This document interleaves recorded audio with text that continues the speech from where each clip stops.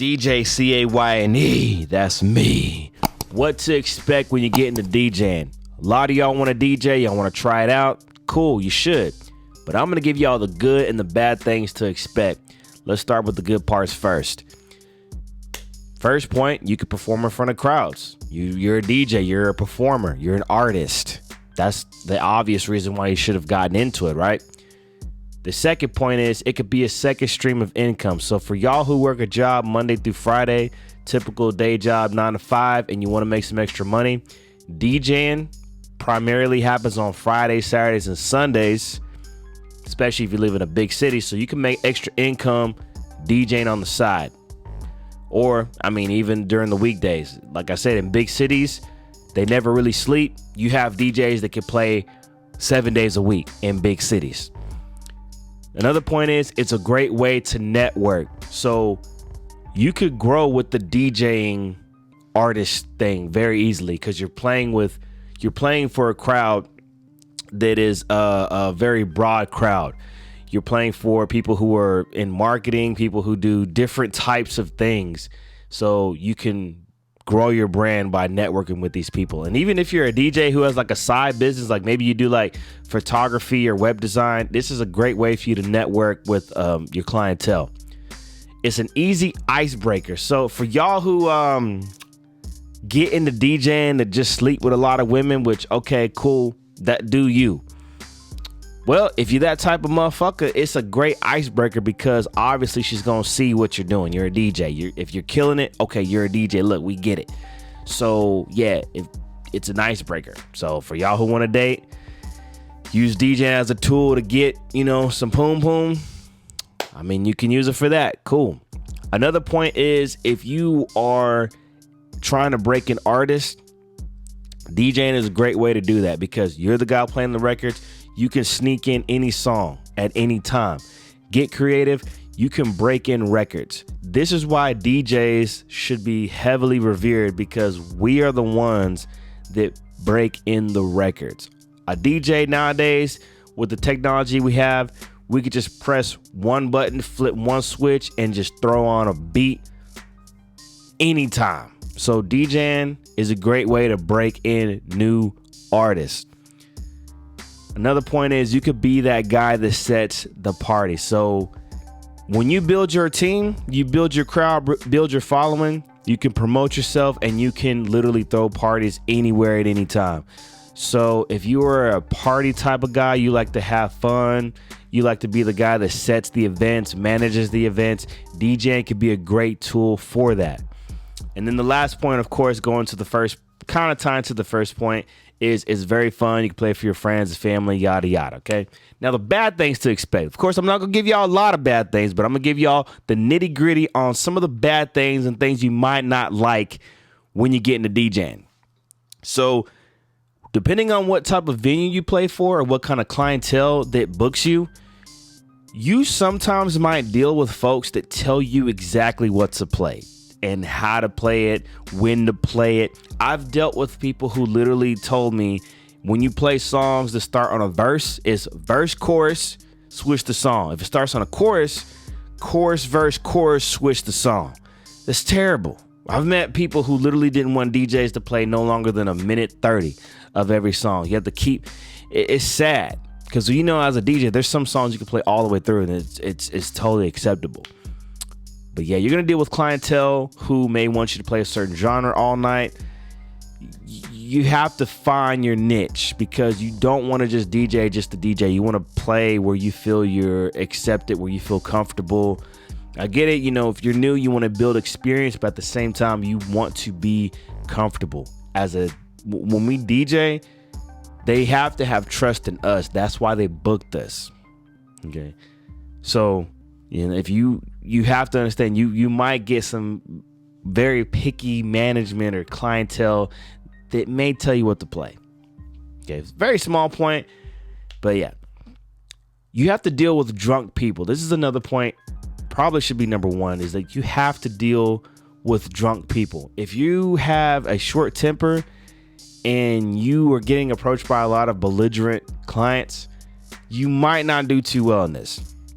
Drunk people are going to come at you all the time, and they always come when you least expect it. The very belligerent, very rude. I've dealt with racism. I've dealt with people spilling drinks on my equipment. I've dealt with it all.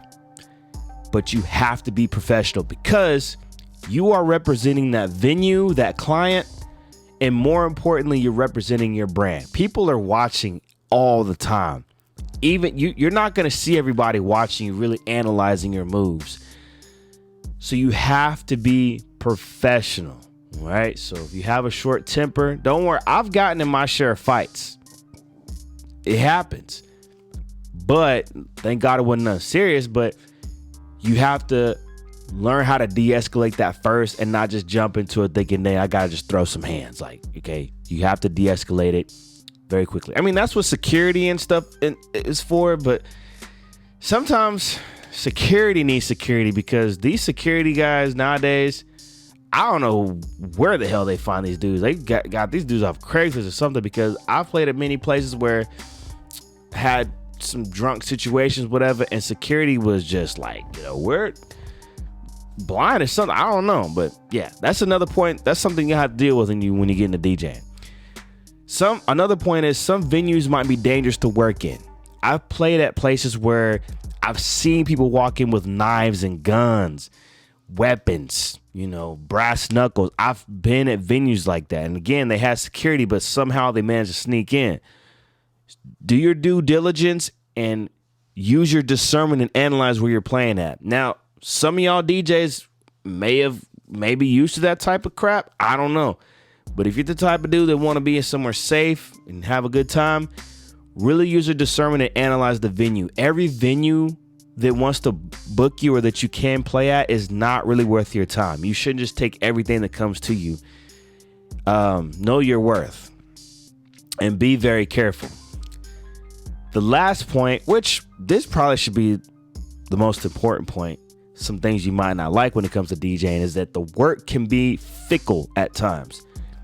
So unless you're signed to a residency where it says that you have this night every day or every other day, every other month, whatever, your work is not guaranteed. Sometimes even with signing on, because it's up to the discretion of the owner. They can change you anytime.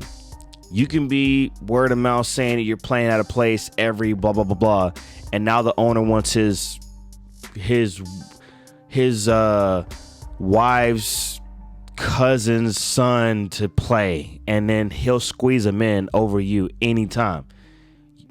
When you're working with clientele, when you're DJing at bars and clubs, you do not own the venues. Remember that. Unless you actually, I don't know, some DJs may actually have stake in the venues, but unless you have ownership on where you're playing at the end of the day, it does not guarantee that you're going to keep that spot forever or even a long time.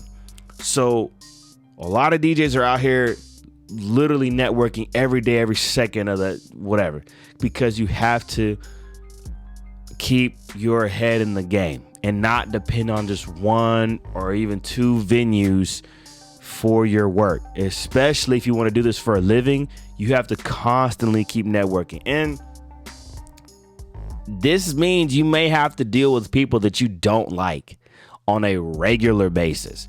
People that you would never hang out with. You would never invite them over your house. You would never call them your homie or even trust these people with your kid. Like, you would have to network with people that you don't like, because you have to keep your head in the money, in the bag. And a lot of times that includes things that you don't like. That's just how life is. But yeah, work isn't fickle. When COVID-19 happened, a lot of DJs were scrambling, trying to find work, and they were definitely on that PPP crap.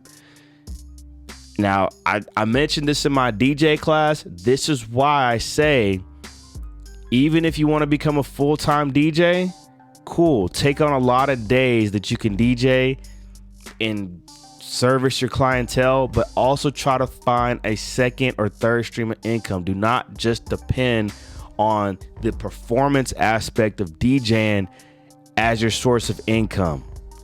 Showing up, playing your records, leaving. Don't depend on that as your source of income. You need to find other things to do. Now, Again, I'm not trying to discourage y'all from doing this, but keep that in mind. The work is fickle. Just remember that. Find other sources of income around the music, or even if you could do other things, because you'll be good. Because when COVID-19 happened, I was not worried. I had other sources of income. I was like, okay, well, I guess I'm not DJing for a while. I'll just DJ online, make mixes, practice. I was totally good. Everybody else that I knew, not so much, because they weren't prepared. You have to get ready. What do they say? Stay ready so you don't have to get ready. In Texas, the grid that shut down, the electric grid that shut down, COVID-19, all this other stuff, is prime examples why we have to stay ready so we don't have to get ready. But yeah, good and bad things to expect DJing. Don't let the bad things I said discourage you, but I had to keep it real with you. It's your boy DJ Kane. If you have any questions, if you even want to take lessons with me or whatever, hit me up. Information in the description below. It's your boy DJ Kane. I love y'all with all my heart. I'm out. Yee. 1, 2.